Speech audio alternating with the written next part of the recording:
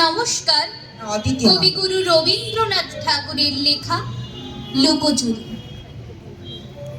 আমি যদি দুষ্টুমি করে চাপার গাছে চাপা হয়ে ফুটি, ভোরের বেলা মাগো ডালের পরে কচি পাতায় করি লুটোপুটি, তবে তুমি আমার কাছে হারো। তখন কি মা চিনতে আমায় পারো? তুমি ডাকো, খোকা কোথায় ওরে? আমি শুধু হাসি চুপটি করে। যখন তুমি থাকবে যে কাজ নিয়ে, সবই আমি দেখব নয়ন মেলে।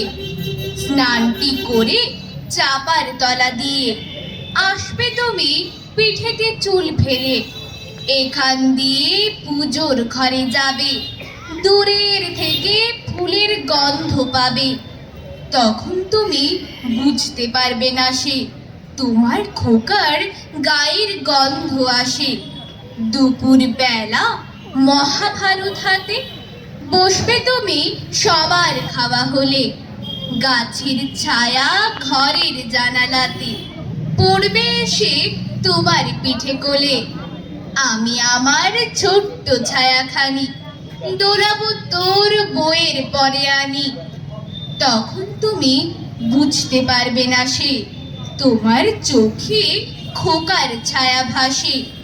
সন্ধে বেলায় প্রদীপখানি জেলে যখন তুমি যাবে গোয়াল ঘরে, তখন আমি ফুলের খেলা খেলে টুপ করে মা পড়বো ভুয়ে ঝরে। আবার আমি তোমার খোকা হব, গল্প বলো তোমায় গিয়ে কব। তুমি বলবে দুষ্টু ছিলি কথা, আমি বলবো না সে কথা। নমস্কার।